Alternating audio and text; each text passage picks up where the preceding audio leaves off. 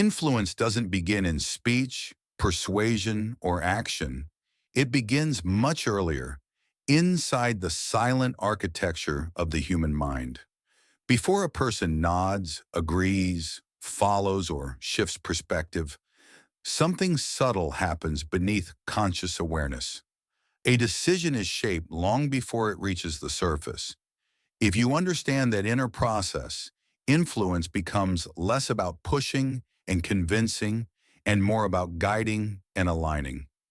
This is where true psychological power starts, not in force, but in awareness. Most people assume decisions are made logically. They believe if they present facts, point out the benefits, or speak passionately enough, others will naturally understand and agree. But the science of human behavior paints a different picture. Choices are governed primarily by perception, emotion, memory, and subconscious associations. People follow what feels safe, familiar, and socially supported, even when logic suggests a different path. In other words, humans rarely think first. They feel first and then justify the feeling with logic afterward. To understand influence, you must understand what the mind truly seeks. At the core of every decision is a simple ancient question. Will this protect me or threaten me? The brain does not evaluate situations through truth alone. It evaluates through survival. That includes physical safety, emotional safety, social safety, and identity safety. If a message, a person, or an idea feels unstable or unpredictable, the mind resists it, no matter how rational or beneficial it might be. But when something feels familiar, consistent, and low risk, the mind opens its doors. This is why confidence influences people more than accuracy, why familiar messaging spreads faster than innovative ideas, and why people imitate group behavior even when they don't fully understand it. Influence is rooted not in superiority, but in certainty. The brain craves clarity more than brilliance. It would rather follow something familiar than explore something unknown. What most individuals interpret as persuasion is often nothing more than psychological safety disguised as charisma or intelligence. Every preference has a story. Every judgment has a pattern. Every reaction has a trigger. The unaware person experiences these influence mechanisms randomly without noticing how they guide their thoughts. They feel certain emotions around certain people without knowing why. They adopt viewpoints because others around them believe them. They gravitate toward personalities who make them feel safe, validated, or included. They resist those who create uncertainty, pressure, or emotional discomfort. They call these experiences intuition, vibe, or instinct. Yet they rarely examine the mechanics behind them. The difference between the unaware self and the psychologically empowered self is not intelligence, it is awareness. When you do not understand influence, you absorb it passively. You imitate trends. You adopt opinions that are loud rather than true. You shift your behavior to match expectations rather than intention. But when you understand influence, you begin to see the hidden structure in human interaction. You notice patterns in how people think, choose, follow, and respond. Instead of reacting to influence, you start guiding it, first within yourself and eventually within others. It is important to clarify that influence is not manipulation. Manipulation is driven by insecurity and requires the loss of someone else's agency. True influence increases agency for both sides. It allows people to make decisions that feel aligned with who they are or who they want to become. Ethical influence feels empowering, not controlling. It creates clarity, not confusion. It reduces fear rather than amplifying it. When influence is rooted in respect rather than pressure, people feel they are choosing, not being pushed. Influence also reflects the brain's natural preference for emotional certainty. Humans choose based on the emotional state they expect a decision to create. We seek relief from anxiety, validation of identity, belonging in social groups, and meaning in our world. When a message or person provides emotional certainty, you are safe, you are understood, you are supported, you are valued. The mind opens. When someone makes us feel minimized, judged, overwhelmed, or ignored, the mind closes. Every agreement or disagreement can be traced back to emotional safety or emotional threat. If you have ever wondered why someone listens to one person but not another, why some individuals effortlessly gain respect, or why certain ideas spread rapidly across groups, the answer lies here. People do not follow the loudest voice. They follow the voice that makes uncertainty feel manageable. They follow what feels clear when life feels chaotic. They follow the emotional signal of safety, confidence, and direction. As you learn the psychology of influence, you will begin to see your past self differently. The old self reacted to social pressure automatically. It tried to fit in, gain approval, or avoid confrontation. It allowed other people's emotions to determine beliefs and choices. It followed influence without realizing it. But the new self begins to perceive the world with a different lens. Instead of absorbing influence unconsciously, it observes influence consciously. It starts to understand not only what people choose, but why they choose it. From this awareness, a new internal power emerges, the ability to remain intentional rather than reactive. Instead of shrinking under strong personalities, you learn to evaluate them. Instead of being intimidated by social groups, you understand their psychological mechanics. Instead of trying to convince others through force, you build trust, certainty, and calmness. This is the turning point where influence shifts from something that happens to you into something you have control over. This first section forms the foundation that will support every skill we build moving forward. By understanding the mind beneath the behavior, your approach to communication, connection, and leadership begins to transform. Influence becomes less about trying to win others over and more about understanding what their minds need in order to feel safe choosing you. With this base established, we now move to the next layer of mastery: who people follow and why some personalities command attention and loyalty more naturally than others. Section 2: The Authority Effect. Why some people are naturally followed. Authority is not something a person announces. It is something others recognize instinctively. Some individuals walk into a room and attention gravitates toward them, without volume, aggression, or demand. Others speak loudly, try hard, and push for validation, yet the impact never lands. The difference is not luck or personality, it is psychology. The brain has evolved to identify who appears capable of providing clarity, direction, and safety. When it senses those traits, it categorizes that person as a leader. This categorization happens in milliseconds, long before the conscious mind forms an opinion.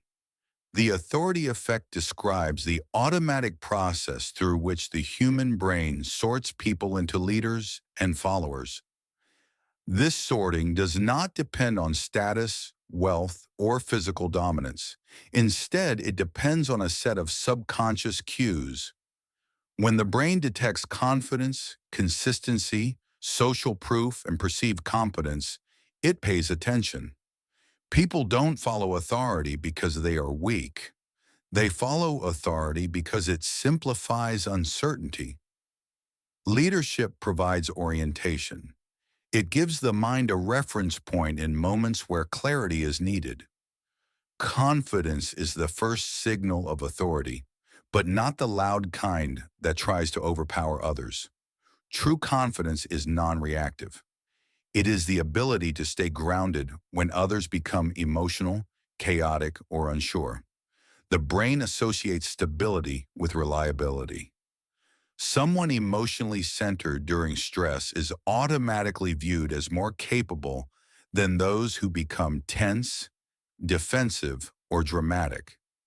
This is why the quiet individual who thinks clearly in difficult moments becomes a pillar, while the loud one who panics loses influence. Human biology is wired to seek steady hands.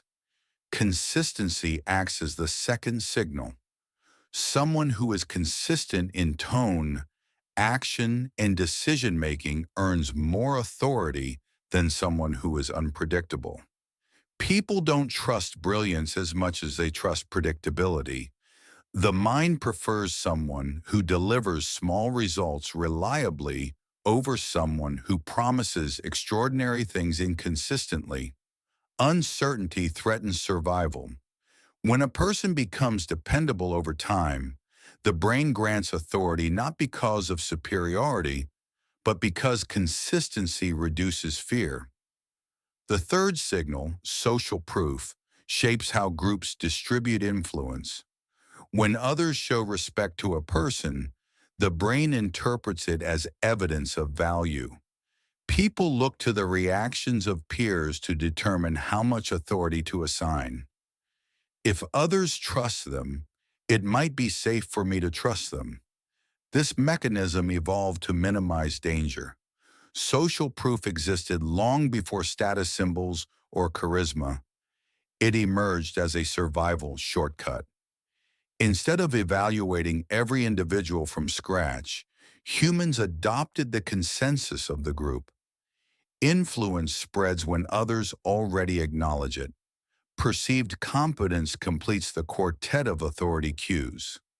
Competence does not require perfection. It requires clarity. Someone who speaks with precision, communicates ideas in a structured way, and demonstrates understanding without arrogance signals to the brain, I know where we are and where we're going. Competence generates psychological comfort. People follow those who can navigate uncertainty without becoming overwhelmed by it.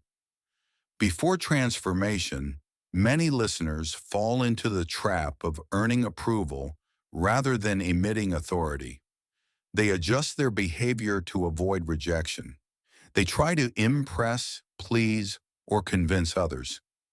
They speak quickly to fill silence, soften their opinions, or try too hard not to offend. But approval seeking communicates insecurity.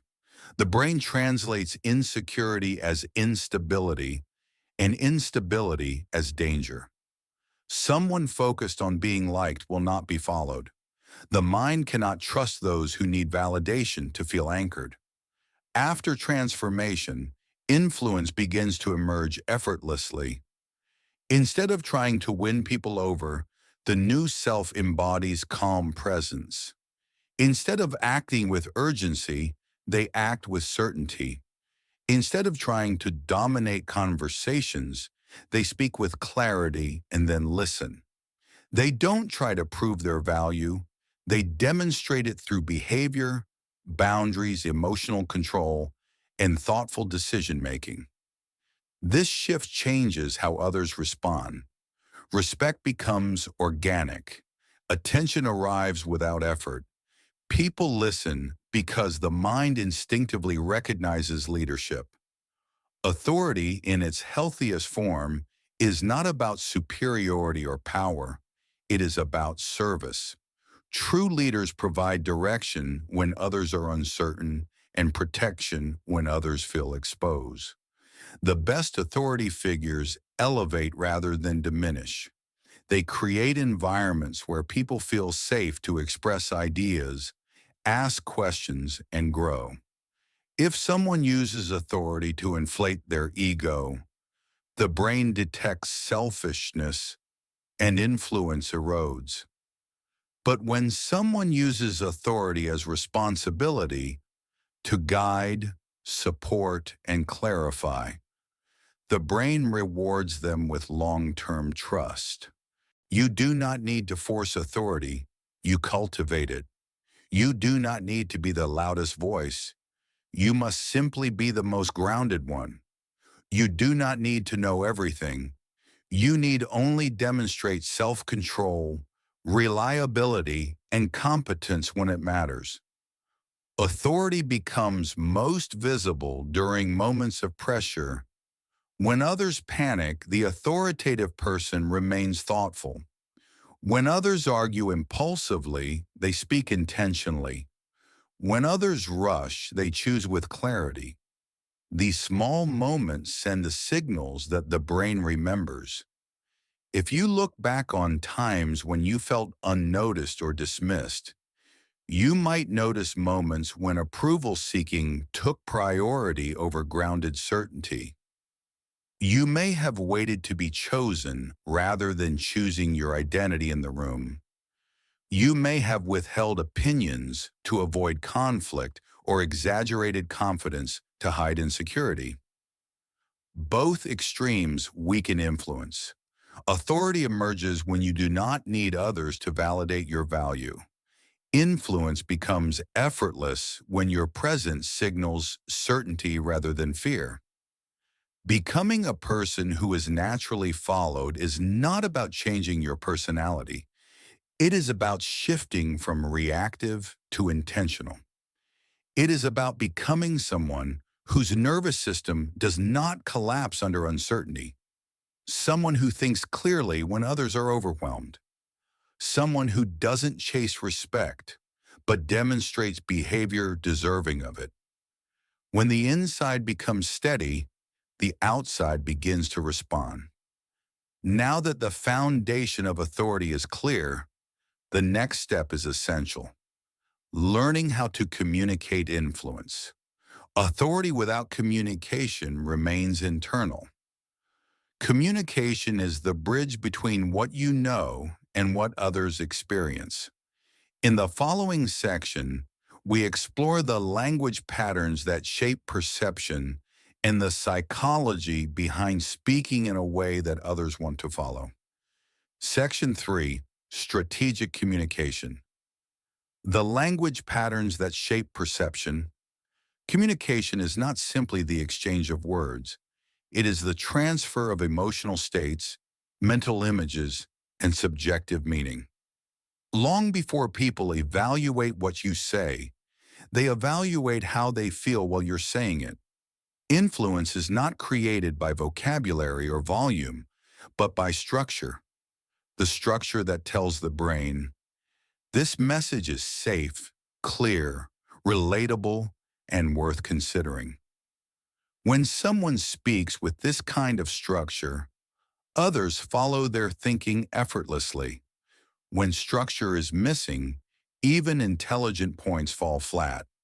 Strategic communication is the discipline of designing speech that the mind wants to absorb. Influential communicators use framing to create context before content.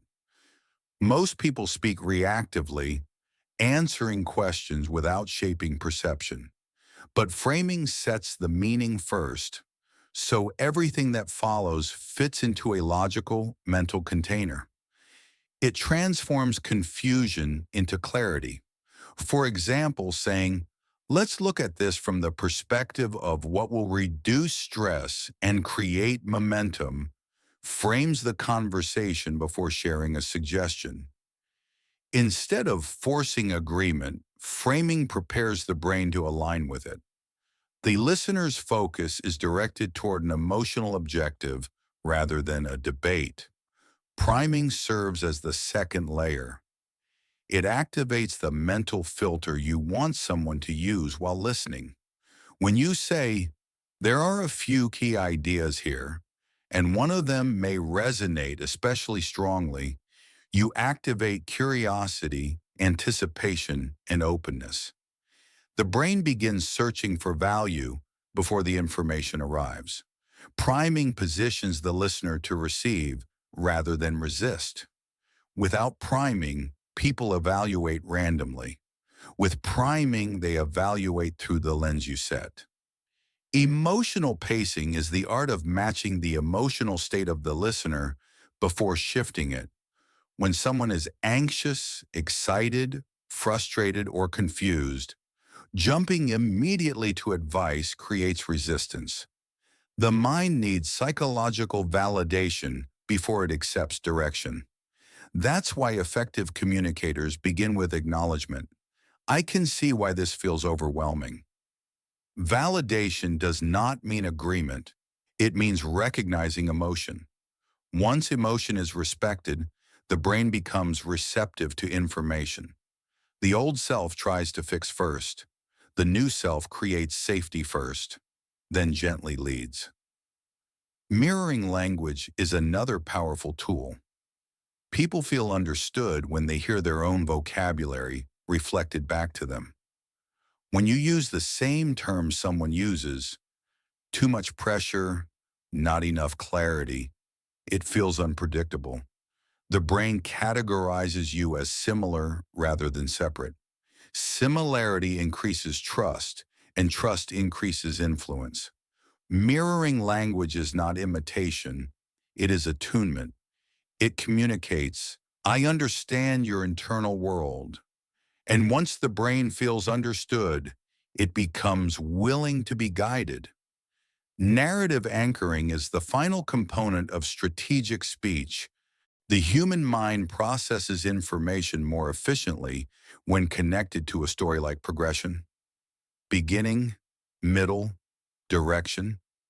That does not mean long storytelling. It means creating mental order. Even simple transitions like, here's the challenge, here's what's causing it, and here's the path forward. Anchor the listener's perception. The brain relaxes when speech follows a predictable pattern. Unstructured conversations drain mental energy. Structured communication builds momentum. Momentum-based speech is how influential communicators guide thoughts. Rather than jumping from idea to idea, they speak in a sequence that builds naturally. Each point leads into the next, reducing cognitive friction. This is why great speakers sound smooth rather than overwhelming. They do not rush. They do not lecture. They construct a mental staircase. One step, one meaning, one emotional shift at a time.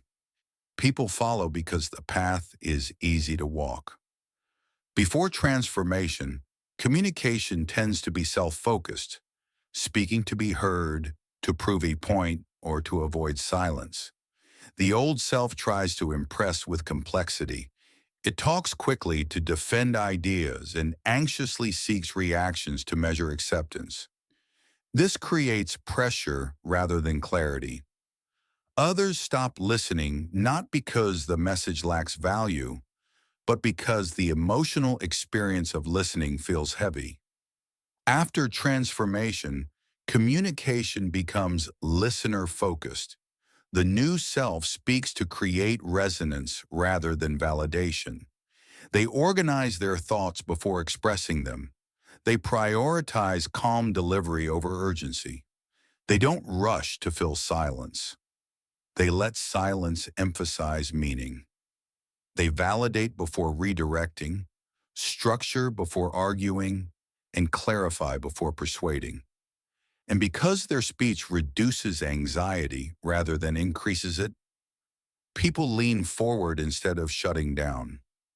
Strategic communication builds internal confidence because it provides a psychological roadmap. You no longer fear conversations because you know how to structure them. You no longer fear disagreement because you know how to validate without surrendering your perspective. You no longer talk to survive the conversation. you talk to guide it. Emotional control, verbal clarity, and intentional pacing merge into a form of communication that attracts respect. This is the point where influence begins to feel effortless, not because you are forcing others to listen, but because speaking with clarity becomes enjoyable. You feel less pressure to prove yourself because you understand that persuasion is not a battle, it is alignment. You feel less fear of judgment because you don't need to dominate or submit. You simply build understanding step by step until others can see what you see. To internalize strategic communication, remember its order. Frame the meaning, prime the mind, validate emotion, mirror language, anchor the narrative, and build momentum. These patterns create a sense of safety and clarity, which the brain interprets as leadership. The more emotional space you create for others in your communication, the more influence you gain, quietly, respectfully, naturally. Now that the structural side of communication is established, it's time to deepen influence through something even more powerful: emotional synchronization. Speaking shapes perception, but emotional connection shapes loyalty. In the next section, we will explore how influential individuals guide emotional states through tone, pacing, empathy, and attunement, creating relationships where people feel not only guided, but understood. Section 4, Emotional Influence, regulating states to guide people's feelings. Emotion, not logic, is the engine of influence. Decisions are justified with logic, but they are made with feelings. People follow those who regulate emotion, not those who simply provide information. When someone can calm anxiety, reduce tension, or heighten motivation in others, they gain a level of trust that cannot be earned through facts alone. Emotional influence is not manipulation, it is leadership of the emotional atmosphere. When you can guide your internal state and tune into the states of others, people instinctively align with you. To influence emotion, you must first understand what emotion actually responds to. Human feelings are regulated through rhythm, breathing rhythm, speaking rhythm, movement rhythm, and the emotional pace of the environment. When someone is distressed, their breathing becomes shallow and fast. When someone is confident, it becomes slow and stable. Without realizing it, people continuously mirror the rhythms around them. This is why one calm person can steady a room and one anxious person can destabilize it. Emotional states spread because the nervous system subconsciously imitates the most dominant rhythm present. Emotional leaders use this to guide others, not by overpowering emotions, but by regulating their own first. Most people absorb the emotions around them automatically. When someone is angry, they become tense. When someone is stressed, they speed up. Before transformation, the listener likely lived this way. Emotions were contagious, and their mood was dictated by other people's states. Influence was impossible because emotional reactivity took control, but emotional influence begins the moment you become the thermostat instead of the thermometer, the one who sets the emotional tone rather than reflecting it. The first step is internal regulation. Breath is the steering wheel of emotion. Lengthening the exhale slows the nervous system, expands attention, and restores clarity. Influential people breathe in a way that signals stability. Their emotional baseline becomes predictable, steady even during intensity. From that grounded place, they can perceive others with accuracy rather than defensiveness. A calm internal state is not just beneficial, it is necessary. You cannot lead feelings while losing control of your own. Once internal stability is established, emotional calibration begins. Calibration means intentionally matching the emotional state of the listener just enough to create connection. If someone is upset, responding with forced positivity feels invalidating. If someone is excited, replying with flatness feels dismissive. Emotional calibration communicates, I understand where you are emotionally, and I'm with you. This creates trust because people feel emotionally seen before being led anywhere new. After calibration comes emotional leading. This is where influence becomes visible. Rather than staying at the same emotional level, you gradually shift your tone, breathing rhythm, facial tension, and pacing in the direction you want the conversation to go. If someone is stressed, you match their urgency for a moment, acknowledge it, and then slowly lower your pace. The nervous system follows. If someone is discouraged, you first match their heaviness with empathy, then add slight energy, curiosity, or possibility. They rise with you. The sequence is always the same. Match first, guide second. When reversed, guiding before matching, resistance forms instantly. Tone is the most powerful emotional driver in speech. People may not remember your exact words, but they remember how your tone made them feel.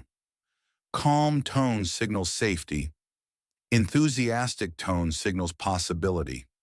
Soft tone signals intimacy. Firm tone signals boundaries. Influential people adjust tone deliberately to shape emotion. They do not raise their voice to be heard. They lower it to draw attention. They do not rush to seem confident. They pause to show certainty. Their emotional delivery becomes a subtle but unmistakable source of authority. Emotional validation is the bridge between connections and leadership. Validation does not approve or reward negative emotion. It gives the brain permission to relax. Statements like, it makes sense that you feel that way based on what you've been dealing with, reduce psychological tension instantly. The nervous system stops defending itself and becomes ready for direction. Only after validation comes reframing, the shift from problem to possibility. Before transformation, the listener may have tried to jump straight to solutions, unintentionally increasing stress. Now they learn that emotional sequence matters more than content. The result of mastering emotional influence is presence, the invisible quality that makes people listen before you speak. Presence is not charisma or extroversion. It is the sensation that you are emotionally steady, psychologically anchored, and fully aware of others' emotional signals without being controlled by them. People gravitate toward that presence because it feels safe. They think more clearly around you. They feel more hopeful around you. They communicate more honestly around you. Emotional influence is the foundation of loyalty. Compare the old and new self to understand the transformation clearly. Before transformation, the old self reacted to emotions unconsciously. Other people's anxiety triggered anxiety. Other people's anger triggered defensiveness. Other people's sadness triggered avoidance. Emotion was something that happened to them, not something they could guide. Their influence was fragile because their internal state was fragile. After transformation, the new self becomes emotionally sovereign. They maintain internal calm even when others are chaotic. They attune to emotions without absorbing them. They guide feelings rather than being carried by them. They generate stability automatically. in conversations, conflicts, decisions, and even silence. They become the person people seek when they need clarity, grounding, and direction. This emotional leadership does not require force. It does not require perfection. It requires consistency. Every time you regulate your own emotion instead of reacting to another's, you reinforce your emotional authority. Every time you match and lead instead of pushing or ignoring feelings, you strengthen relationships. Emotional influence compounds, slowly at first, then rapidly as others begin to associate you with stability.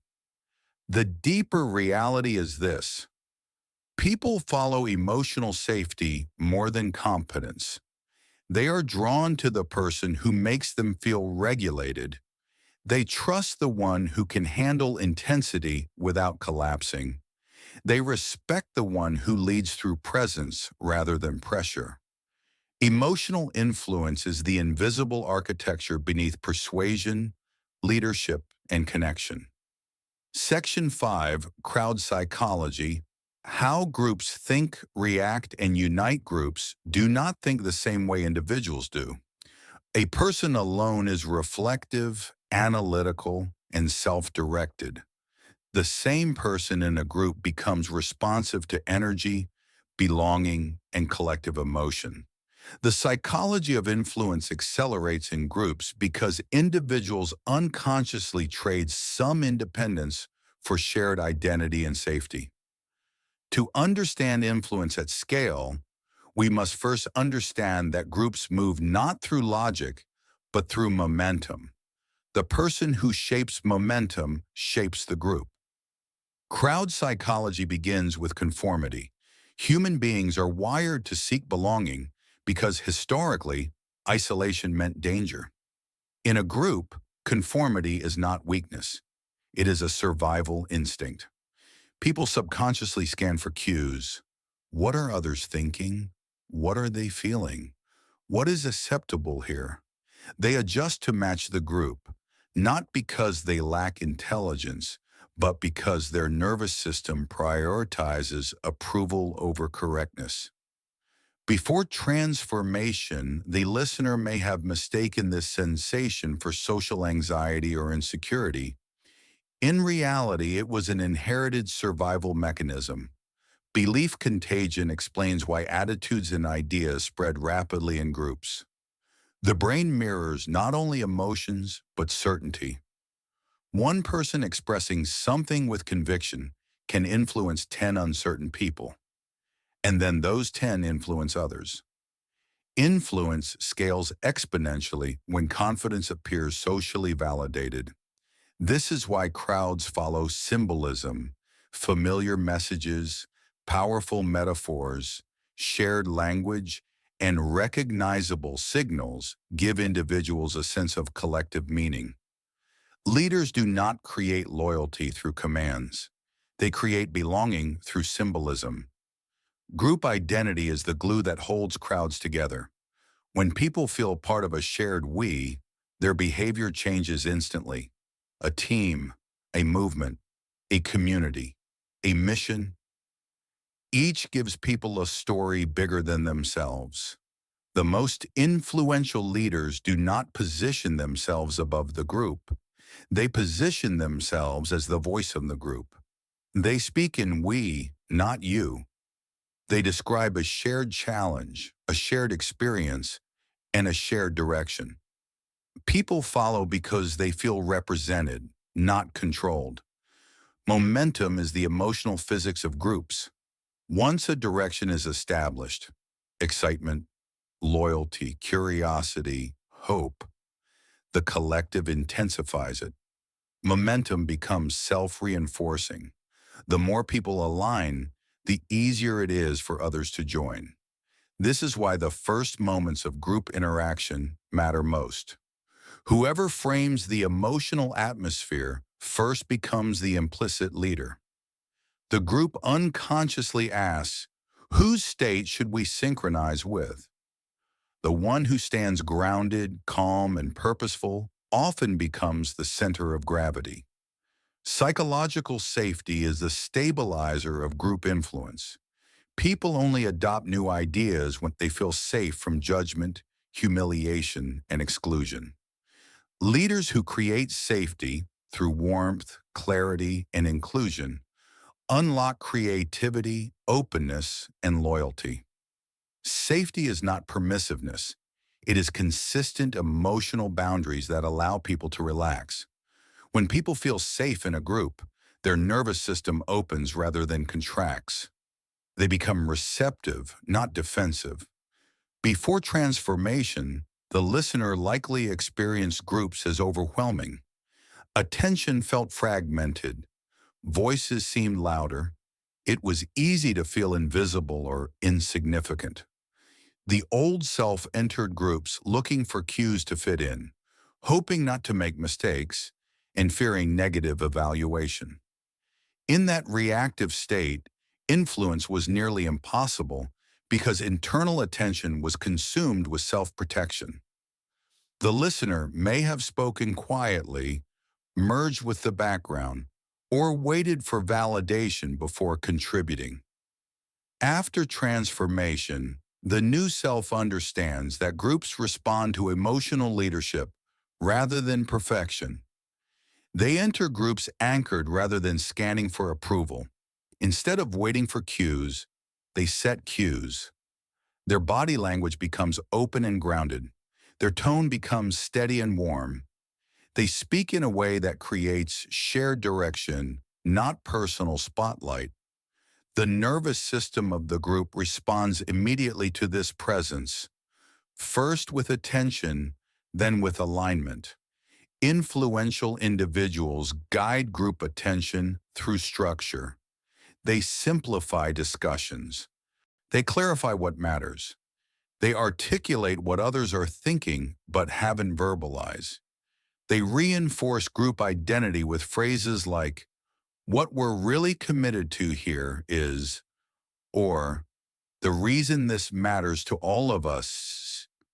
They give emotion direction, turning uncertainty into meaning and hesitation into cohesion. Their influence is quiet but unmistakable. People begin looking to them before speaking, as if instinctively seeking emotional grounding. Symbols and language amplify group unity. It may be a catchy phrase, a metaphor, an image, or a shared goal. Symbols make abstract identity concrete. When a leader reinforces symbolism, they make the group feel part of a greater narrative. Social movements, high-performing teams, tight-knit communities, none succeed through logic alone. They succeed because people adopt a shared identity with emotional significance. A great leader reminds the group who they are together. The real power of crowd psychology is ethical responsibility. Influence spreads quickly, which means the intention behind it matters. True leadership directs groups toward clarity, stability, respect, and collective benefit, not blind obedience. The new self understands that influence is not about standing above others. It is about standing for others. It is about guiding collective emotion toward growth instead of chaos, meaning instead of confusion, and purpose instead of fear. When group influence is integrated successfully, something profound happens. The listener no longer feels anxiety in group settings. They no longer shrink, overthink, or lose their voice. Instead, they feel grounded, clear, and aware of the psychological dynamics at play. They recognize that groups are not a threat, but an opportunity for connection. They stop trying to impress the group and start guiding it. They become the emotional nucleus, the person who turns uncertainty into direction.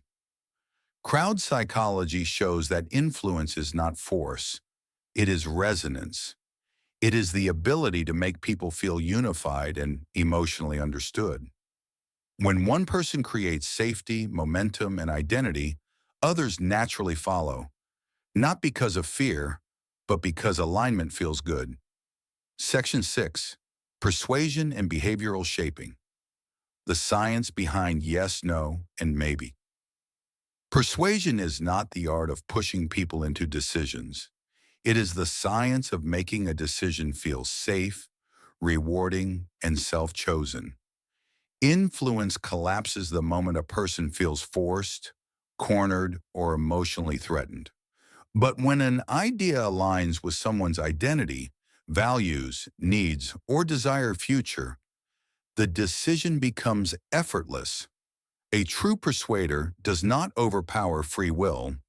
They work with it. They shape behavior by reducing resistance, clarifying benefits, and guiding the mind toward its own conclusions. Every decision, yes, no, or maybe, is rooted in incentives and friction. Incentives move a person toward a choice. Friction pushes them away. Incentives can be emotional, feeling valued, safe, or admired; logical, solving a problem; or social, belonging and approval. Friction can be uncertainty, risk, shame, effort, or fear. Before transformation, the listener may have focused only on incentives, trying to sell arguments, benefits, and reasons. After transformation, they understand that persuasion is often more about removing friction than adding benefits. A small reduction in fear or discomfort can create a much bigger shift than piling on more logic or motivation. Loss aversion is one of the strongest behavioral forces. People are twice as motivated to avoid loss as they are to gain reward.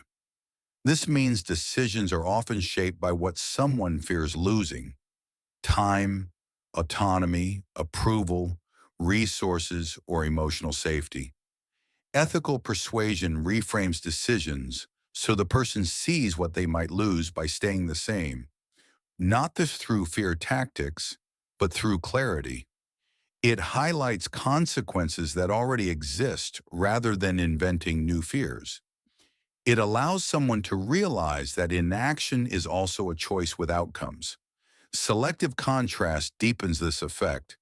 Humans understand value through comparison. When a persuader shows two options side by side, the current trajectory versus the alternative, the brain quickly identifies which path supports identity and emotional fulfillment. The key is subtlety. If the contrast feels like manipulation, the listener withdraws. If it feels like truth becoming visible, the listener feels empowered.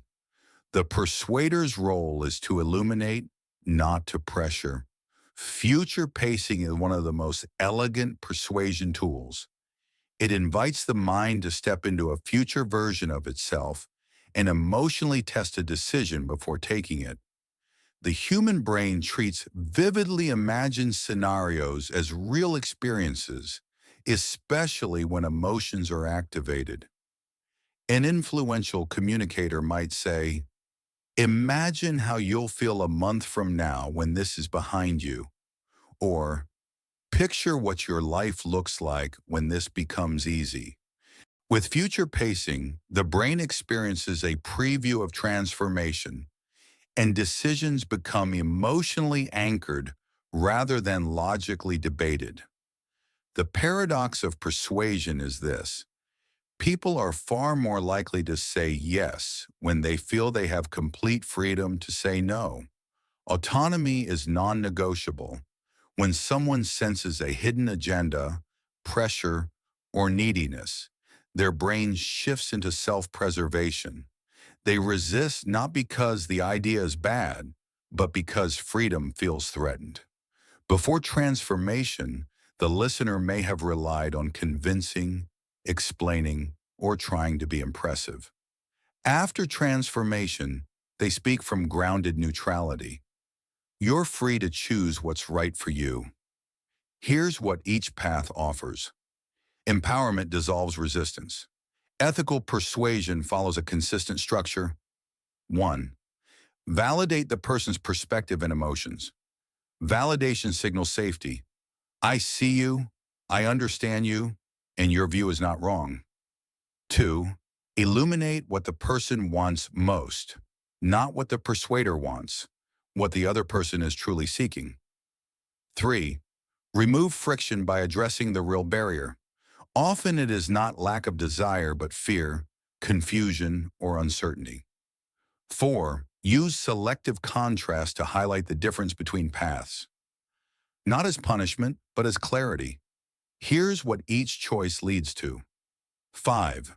Future pace the positive path. Help the other person emotionally experience success. 6.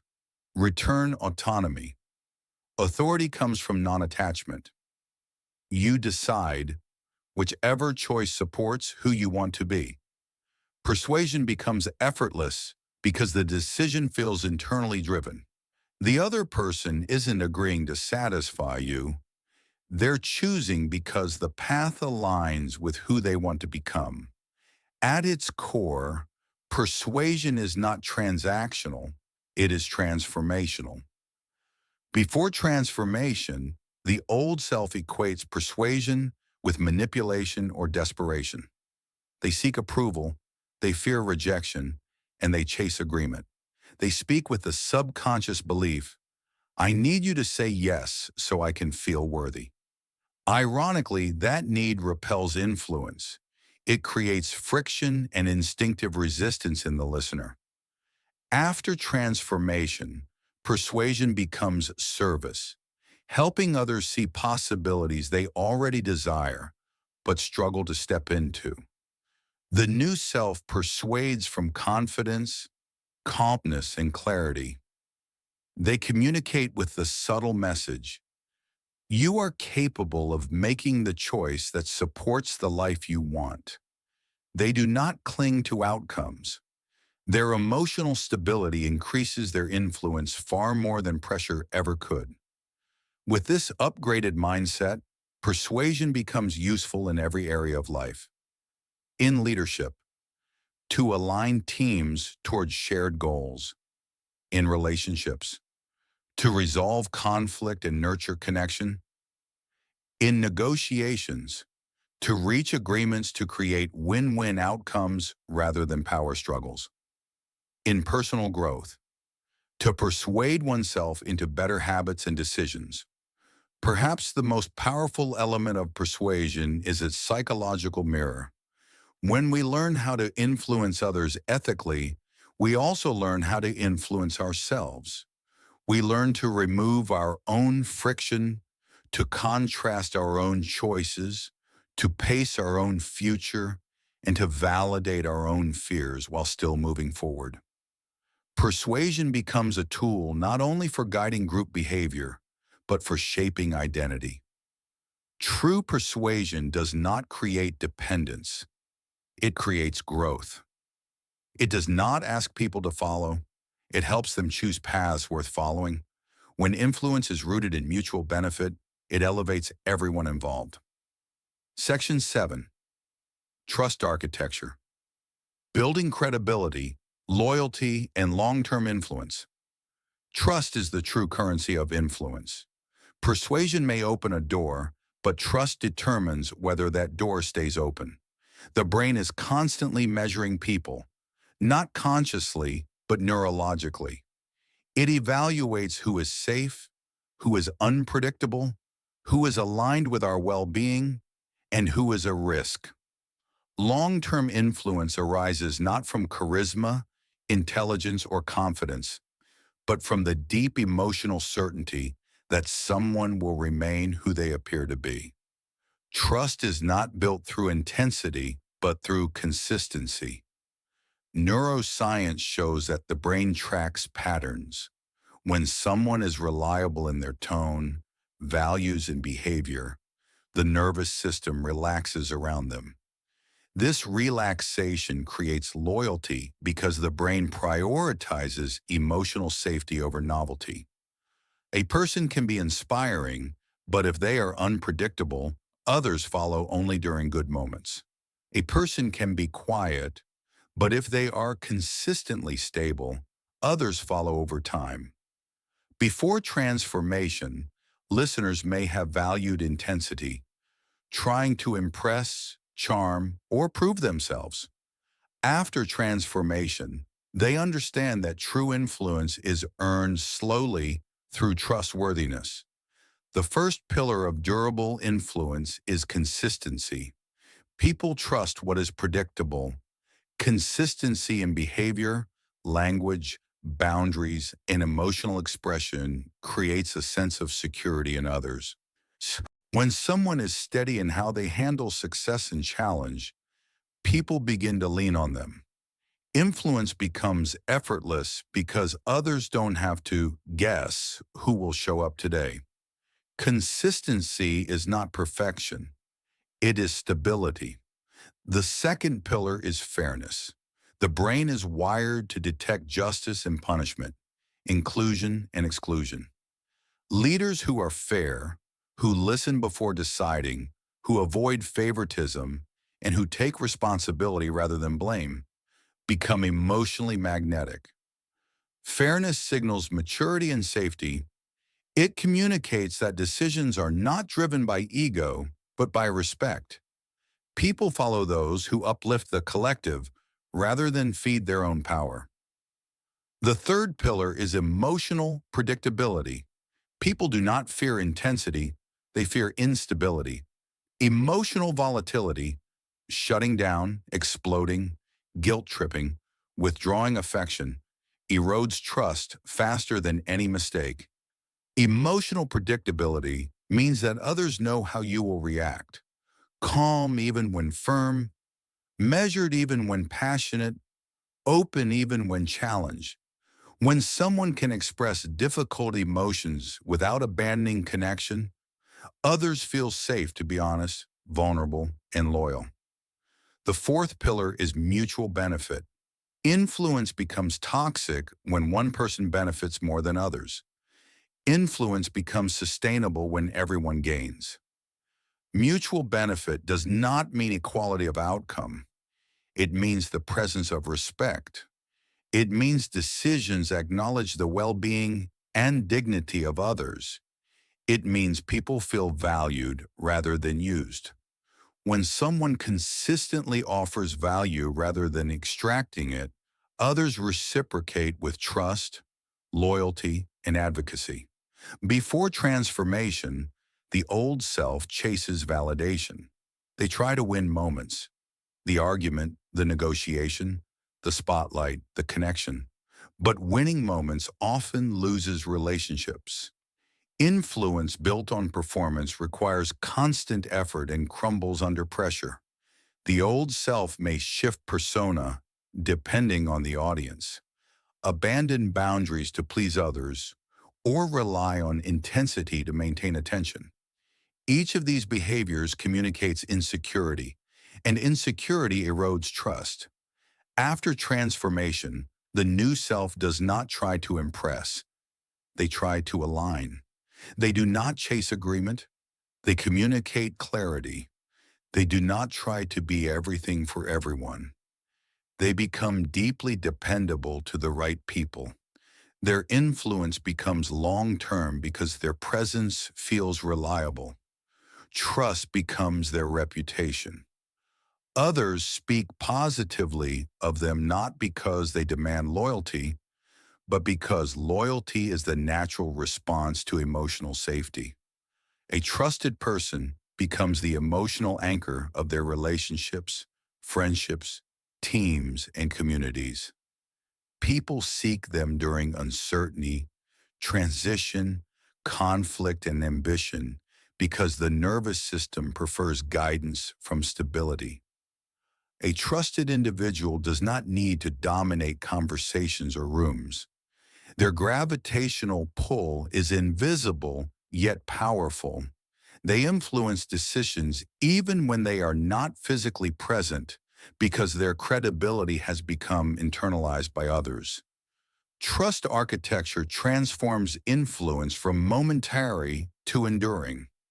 Someone who is trusted becomes recommended, supported, and defended even in their absence.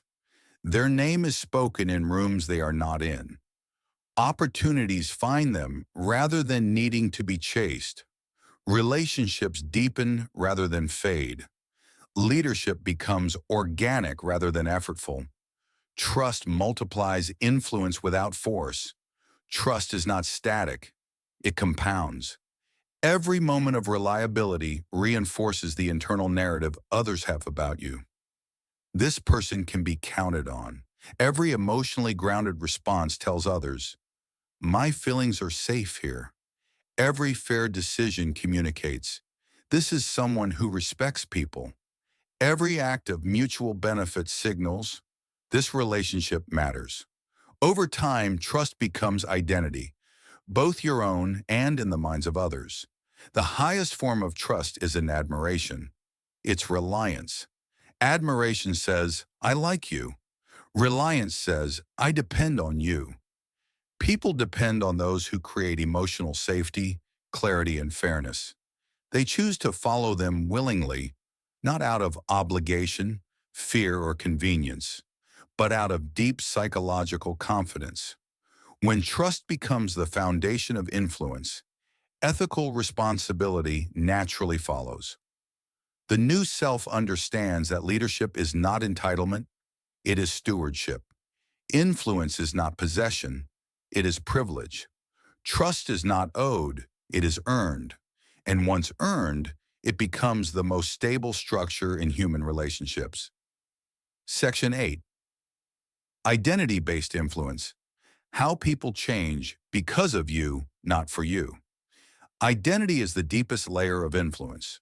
Behavior can be encouraged, habits can be shaped, emotions can be guided, but when a person's identity shifts, transformation becomes permanent. People do not commit to actions. They commit to versions of themselves. They decide based on who they believe they are and who they believe they are becoming. The most profound form of influence is not convincing someone to act differently, but helping them see themselves differently. Identity-based influence begins with narrative reframing. Every person lives inside a psychological story about who they are, what they deserve, and what they are capable of. These stories often originate not from conscious logic, but from childhood experiences, social pressure, or emotional wounds. When someone believes I am not good enough, I'm not the kind of person who succeeds, or I'm always the one who gets rejected, their decisions follow that identity. The role of an influential individual is not to argue with the story, but to gently reframe it. Not by correcting someone, but by revealing a bigger truth. You are more capable than you realize. Narrative reframing is not flattery, it is empowerment. It highlights strengths that already exist, but have been overshadowed by self-protection and doubt. When someone begins to see themselves as competent, resilient, capable, or worthy, their behavior aligns automatically. No pressure required. Identity shapes action. The old self tries to influence others by appealing to logic or emotion. The new self influences others by shaping the story they hold about themselves. Future identity projection deepens this effect. The human brain is drawn toward versions of itself that feel meaningful, respected, and self-approved. When someone glimpses a future identity that feels both desirable and attainable, motivation activates effortlessly. Influential individuals help others visualize who they are becoming, not just what they should do. They ask questions that invite introspection. Who do you want to be in this moment? If fear wasn't controlling you, what version of you would show up? Imagine how proud your future self will be when this becomes your new normal. Such questions bypass resistance and awaken aspiration. The brain begins to feel the emotional reward of the future before it arrives. Once identity is emotionally anchored, people move toward it instinctively. They no longer change for you. They change because the future self feels fulfilling. Aspirational mirroring reinforces this process. Human psychology naturally mirrors admired traits. When people observe qualities they respect, confidence, calmness, fairness, discipline, compassion, they subconsciously align with them. This is why identity-based influence is not declared, it is demonstrated. The old self demands respect. The new self earns it through embodiment. The old self teaches through instruction. The new self teaches through example. When an influential individual walks into a room grounded, self-respecting, emotionally steady, others begin matching that energy without being asked. Psychological empowerment is the culmination of identity influence. People feel empowered when they realize they were always capable. They simply needed someone to reflect their strength back to them. True influence does not create dependence or admiration. It creates self-belief. It replaces the dynamic of "I will lead you" with "you can lead yourself." The moment someone sees themselves as powerful, they no longer tolerate environments, habits, or relationships that diminish them. Their identity becomes the guardrail for their choices. Before transformation, the listener seeks validation. They want others to approve of them, like them, or praise them. Influence feels like something that must be earned through pleasing, proving, or persuading. The self-worth of the old self is external and fragile. They gain compliance but not loyalty, attention but not respect, agreement but not transformation. After transformation, the listener becomes a catalyst for growth in others. They stop chasing admiration and start creating elevation. They speak to the highest version of the people around them, not the most insecure version. They show trust in others, not because they need it reciprocated, but because trust awakens self-confidence. They celebrate others' strengths and progress, not because it benefits them, but because rising identity is the most powerful human fuel. When influence becomes identity-based, relationships shift dramatically. Partners communicate with respect rather than insecurity. Friends encourage each other's progress rather than competing. Teams strive for excellence because it aligns with who they are, not because they fear punishment. Children develop self-worth instead of compliance. The person who influences identity becomes unforgettable, not because they impressed others, but because they made others impressed with themselves. People feel drawn back to those who elevate them. They seek their input, value their presence, and are changed by their support. Identity-based influence requires three principles. 1. See people not just for who they are, but for who they could become. 2. Speak to potential rather than insecurity. 3. Model the qualities you wish to awaken in others.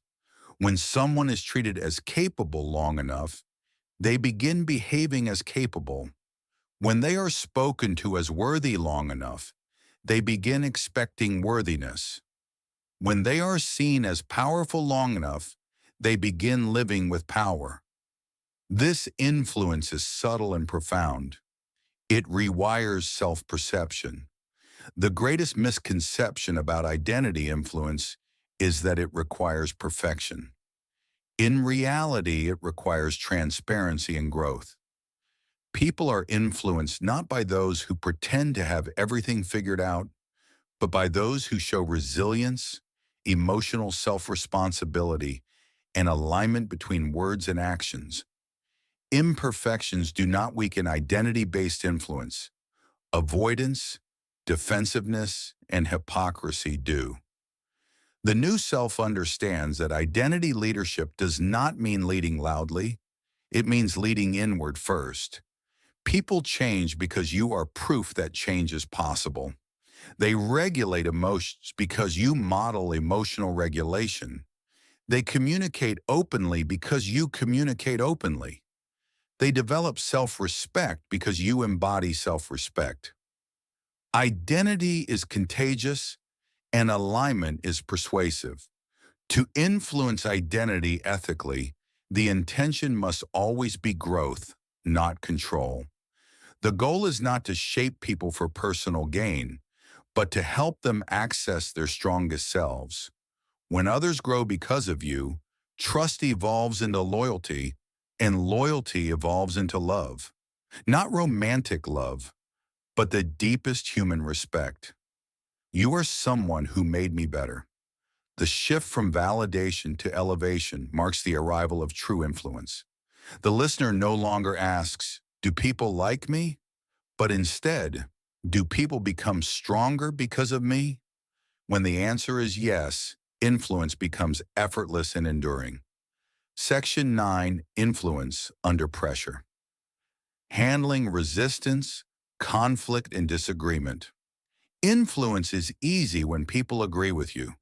The true test of psychological mastery is influence under pressure. When emotions rise, when opinions collide, when someone rejects your ideas or challenges your authority.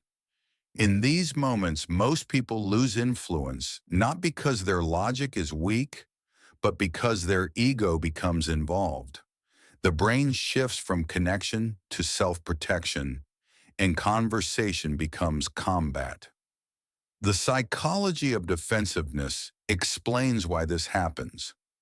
When someone disagrees, their brain interprets it not as a difference in perspective, but as a threat to identity, competence, or autonomy. The moment a person feels attacked, even subtly, their nervous system activates defense mode. Logic shuts down, emotion takes over, and influence collapses.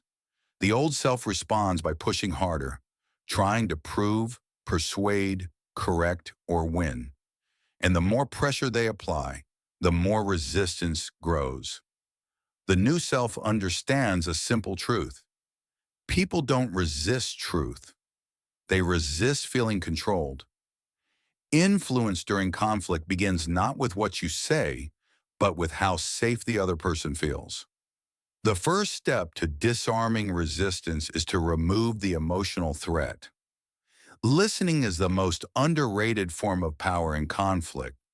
When you show you understand someone, not necessarily that you agree, but that you get what they're saying, their brain exits defensive mode. Validation calms the nervous system. Understanding is not surrender, it is strategy, it signals. You are not being attacked here. Only then can logic re-enter the conversation. Emotional detachment is the foundation. Detachment does not mean indifference. It means refusing to let emotional triggers dictate your response. When someone criticizes, misunderstands, or confronts you, the old self hears, "I am being disrespected." The new self hears, "This person is in pain, scared, insecure, or protecting something important to them." This perspective prevents escalation and keeps influence intact. During conflict, a simple structure preserves influence while reducing intensity. 1. Acknowledge their perspective. "I can see why that matters to you. I get what you're saying, and it makes sense from your viewpoint." 2. Remove the threat. "I'm not trying to take control from you. I'm not saying you're wrong. I just want us to understand each other." 3. Invite collaboration instead of competition. "How can we solve this in a way that works for both of us? What outcome would feel fair to you?" This approach protects dignity and restores rational thinking. Influence is preserved not by overpowering the other person, but by lowering their resistance. The old self reacts impulsively, fueled by pride and fear of losing power. It argues, interrupts, defends, criticizes, or withdraws. Every reaction reinforces emotional danger and escalates the conflict. Even when the old self wins, it loses because the relationship deteriorates, trust weakens, and future influence disappears. The new self absorbs pressure without collapsing or attacking. They demonstrate strength through self-control. When emotions escalate around them, they remain steady. Calmness becomes the dominant energy in the room, and emotions naturally synchronize to it. When someone cannot destabilize you, respect grows. When you speak less but listen more, authority deepens. This is why people with true influence rarely raise their voices. They do not need to.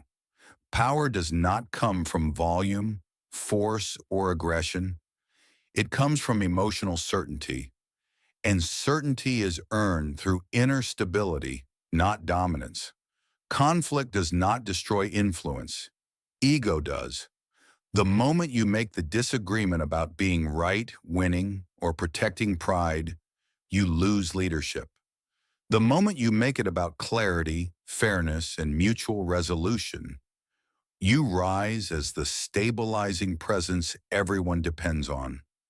There are three common pressure scenarios where influence often collapses. When someone rejects you, the old self takes it personally. The new self remains curious. When someone provokes you, the old self tries to retaliate. The new self protects composure. When someone refuses to listen, the old self argues harder. The new self listens first. The person who maintains emotional gravity becomes the one others follow, even if they don't admit it in the moment. Conflict is not the enemy of influence. It is the forge that proves it. Relationships tested by disagreement can become stronger if handled with respect and self-regulation. Teams become more loyal when leaders stay grounded in adversity. Partners feel safer when emotions don't shatter connection. Strangers become allies when tension is de-escalated instead of fueled. A powerful mindset shift transforms conflict permanently. The goal of an argument is not to win. It is to preserve dignity while moving toward resolution. When both dignity and resolution are protected, respect grows on both sides. Influence under pressure is demonstrated not by dominating conflict, but by reducing it while protecting integrity. This is leadership without intimidation, authority without aggression, persuasion without manipulation. Before transformation, the listener reacts from insecurity, fueled by the fear of being wrong, being disrespected, or losing control. Influence is fragile and dependent on agreement from others. When challenged, it breaks. After transformation, the listener becomes the emotional anchor in any disagreement. They don't chase validation, they create stability. Their composure under pressure becomes their power. Others feel safe around them, not because they avoid conflict, but because they handle it responsibly. When people trust that you can handle conflict without punishment or humiliation, they open up. They tell the truth. They listen in return. And because they feel emotionally safe, you influence their decisions even when they disagree. Section 10. Becoming the influential self. Reinforcing the identity of a leader and persuader. Influence begins as a skill, but it becomes powerful only when it becomes an identity. Techniques, strategies, and psychology are useful, but the deepest level of transformation is when you no longer try to influence. You simply are influential. You don't force it. You don't perform it. You embody it. Influence becomes the quiet baseline of your presence, the natural language of your behavior, the unspoken message your character communicates without trying. The old self treats influence as a momentary performance. They attempt confidence when needed, clarity when convenient, and self-control only when things are calm. Influence is situational and inconsistent, so results are unpredictable. They step into power in some rooms, shrink in others. They lead when they feel secure, and they follow when they fear rejection. Their identity has not yet caught up to their potential. The new self understands that sustainable influence does not come from tactics, but from who you believe you are. Identity is the blueprint of behavior. When you see yourself as a leader, not as a role you play, but as a home you live in, your decisions, tone, posture, communication, and emotional regulation align automatically. You influence not because you intend to, but because influence radiates from you. Identity is built through repetition. Every time you act with composure under pressure, you teach your brain, this is who I am. Every time you communicate with clarity instead of seeking validation, you reinforce, I am someone others listen to. Every time you prioritize fairness, emotional safety, and shared benefit, your character tells the world, I am someone worth trusting. Leadership becomes less of an effort and more of a truth. Mental rehearsal is one of the strongest tools for identity formation. The brain does not distinguish vividly imagined behavior from real action. Both create neural pathways.